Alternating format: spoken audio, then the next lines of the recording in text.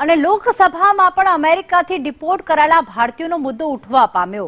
કોંગ્રેસના નેતા ગૌરવ ગોગોઈએ ગૃહમાં સ્થગન પ્રસ્તાવ મૂક્યો છે। અમેરિકામાંથી ભારતીયોને દેશ નિકાલ પર સ્થગન પ્રસ્તાવ મૂક્યો। ભારતીયો સાથે અમાનવીય વર્તન અટકાવવા ગૃહ ધ્યાન આપે તેવું ગોગોઈએ માંગ કરી। અમેરિકન સરકારના આ વર્તનથી હું ખૂબ જ નિરાશ છું। ભારતીયોને હથકડી પહેરાવીને ડિપોર્ટ કર્યા તે અમાનવીય છે। પીએમ મોદીએ આ બાબતે ગૃહમાં નિવેદન આપવું જોઈએ તેવું પણ વાત કરવામાં આવી। देखिए, मैं तो अमेरिका सरकार की इस रवैये से बहुत ही दुखी हूँ।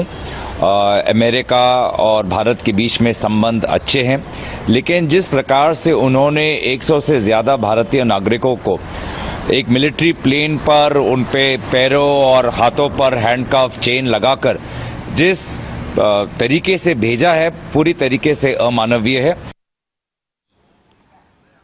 तो અમાનવીય વર્તન કરવામાં આવ્યું છે કે જે લોકોને ડિપોર્ટ કરવામાં આવ્યા છે અને આ જ મુદ્દે સંસદની જ્યારે કાર્યવાહી શરૂ થઈ ત્યારે આ મુદ્દો પણ ઉઠવા પામ્યો હતો।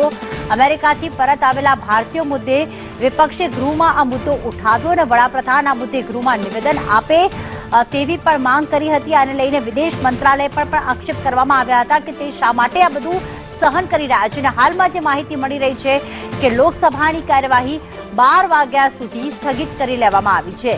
11 વાગ્યાથી આ કાર્યવાહી શરૂ થઈને શરૂ થતાની સાથે જ હોબાળો મચી ગયો, રાજનીતિ શરૂ થઈ અને ગૃહમાં જવાબ આપવાની માંગ સાથે વિપક્ષ દ્વારા હોબાળો મચાવવામાં આવ્યો।